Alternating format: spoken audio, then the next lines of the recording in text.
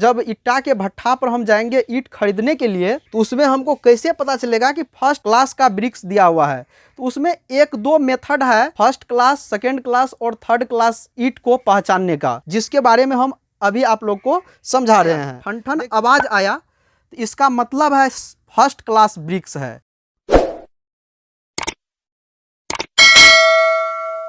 जय हिंद दोस्तों, आज मैं ईट के बारे में कंप्लीट जानकारी देखते हैं कि ईट क्या होता है, क्योंकि बिल्डिंग का जो है महत्वपूर्ण पार्ट आपका ईट है, तो इसीलिए ईट के बारे में सबको जानकारी रहना जरूरी है।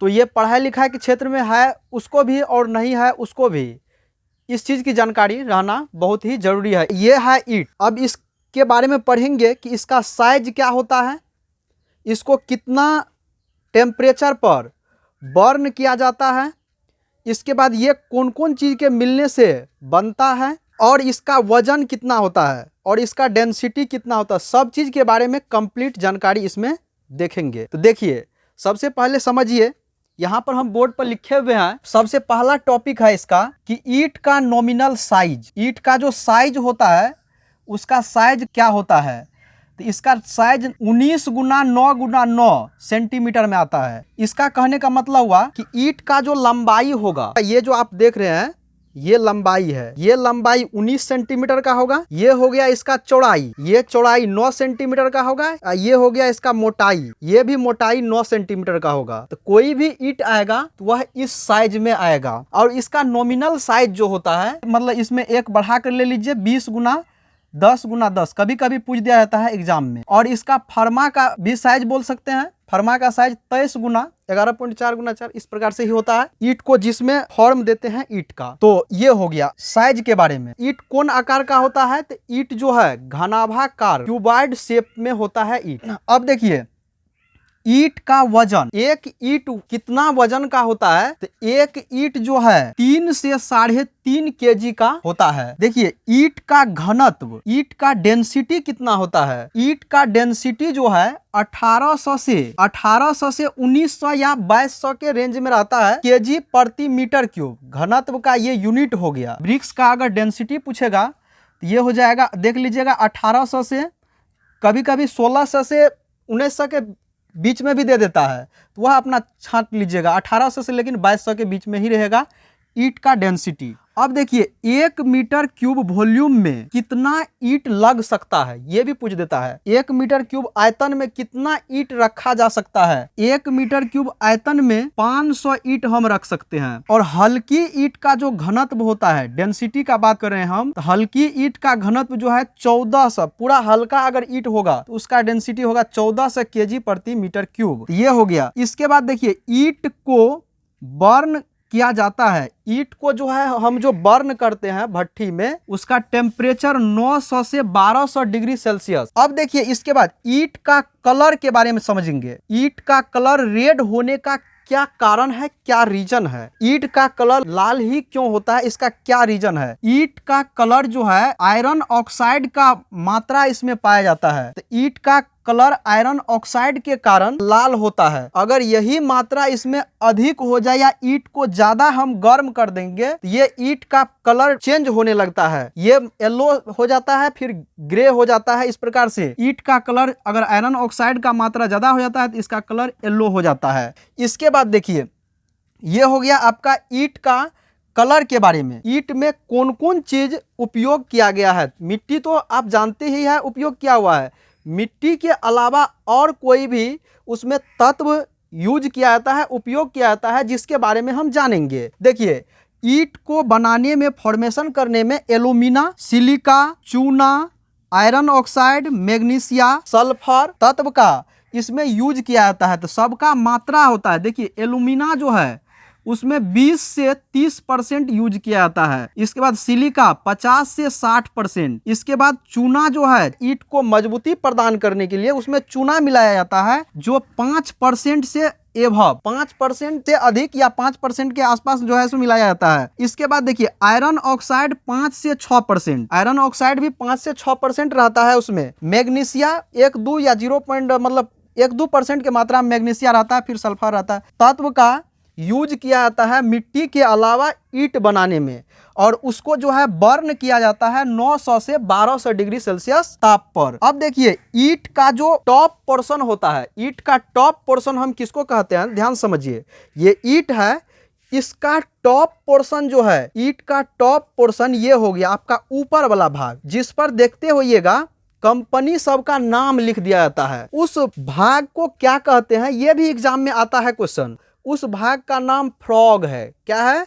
फ्रॉग है। फिर ईंट का सबसे जो बॉटम पोर्शन होता है, नीचे वाला पोर्शन होता है, उसको बैट बोलते हैं। बॉटम पोर्शन भी बोल सकते हैं आप, टॉप पोर्शन भी बोल सकते। इसके बाद देखिए, अब समझना है ईंट का प्रकार के बारे में। ईंट कितने प्रकार के होते हैं? देखिए ईंट जो है जनरल 3 प्रकार के होते हैं। वैसे देखिएगा तो ईंट 4 प्रकार के होते हैं। देखिए first class brick, second class brick, third class brick. First class BRICS कैसे पता चलेगा हमको? जब ईंटा के भट्ठा पर हम जाएंगे ईंट खरीदने के लिए, तो उसमें हमको कैसे पता चलेगा कि फर्स्ट क्लास का ब्रिक्स दिया हुआ है? तो उसमें 1-2 मेथड है फर्स्ट क्लास, सेकेंड क्लास और थर्ड क्लास ईंट को पहचानने का, जिसके बारे में हम अभी आप लोग को समझा रहे हैं। देखिए फर्स्ट क्लास ब्रिक में होता है क्या, मतलब 24 घंटा के अंदर का हम बात कर रहे हैं। 24 घंटा में पानी एब्जॉर्ब करने का कैपेसिटी ईंट का फर्स्ट क्लास ब्रिक होगा तो उसको 20% होता है। 20% पानी वह फर्स्ट क्लास ब्रिक एब्जॉर्ब करता है। मतलब अगर हम किसी बाल्टी में पानी मतलब जैसे भर दिए तो और उसमें एक ईंट को डुबाएंगे तो देखेंगे कि 20% अगर वह ईंट पानी एब्जॉर्ब कर लिया, इसका मतलब है फर्स्ट क्लास ब्रिक्स है। इसके बाद सेकेंड क्लास ब्रिक्स का 24 घंटा में पानी एब्जॉर्ब करने का कैपेसिटी होता है 22% सेकेंड क्लास ब्रिक्स। और थर्ड क्लास ब्रिक्स का पानी एब्जॉर्ब करने का क्षमता होता है 25%। अब देखिए फर्स्ट क्लास ब्रिक्स का यूज कहाँ किया जाता है? तो इसका फ्लोर, आरएफ लेवल, इस सब में जो है सो मतलब जैसे फर्स्ट क्लास ब्रिक्स का यूज करते हैं। और हिडन मेसोनरी वर्क जो होता है उसमें जो है सेकेंड क्लास ब्रिक्स का यूज किया जाता है। और थर्ड क्लास ब्रिक्स का यूज मतलब टेम्पोररी स्ट्रक्चर में किया जाता है। इसके बाद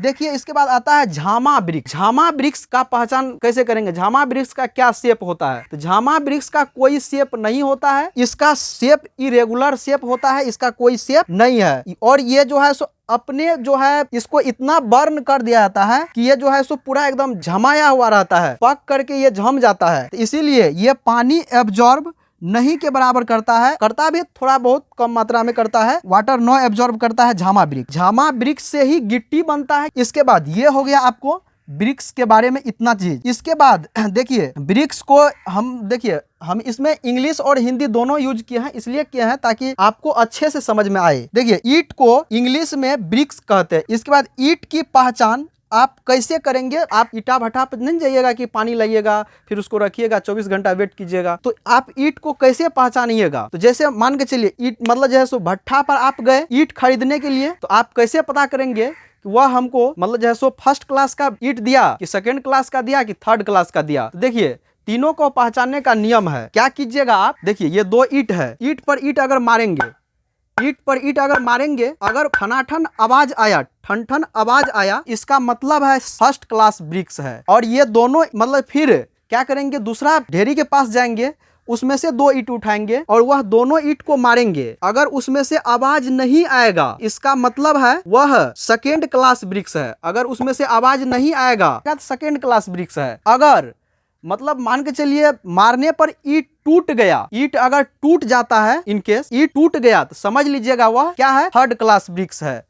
तो हम उम्मीद करेंगे आप लोग ईंट को कैसे पहचानेंगे साधारणतः भट्ठा पर आपको समझ में आ जाएगा। और झामा ब्रिक्स तो वैसे भी आपको देखने से ही पता चल जाएगा, उसका कोई साइज नहीं होता है, वह बर्न ही इतना टेम्परेचर पर हो जाता है कि वो मतलब जैसे अपने झमा जाता है पक करके। इसीलिए तो हम उम्मीद करेंगे ये ईंट के बारे में इतना जानकारी आप लोगों को अच्छा लगा होगा। तो अगर अच्छा लगा है तो आप लोग कमेंट कीजिएगा। इससे अगले मतलब जैसो मटेरियल का वीडियो बहुत ही जल्द आपको प्रोवाइड करवा दूंगा। तो ये देखिए ईंट के बारे में पूरा ये कंप्लीट जानकारी हो गया। इसका ये 19 है, ये हो गया लंबाई, ये चौड़ाई हो गया 9, ये 9।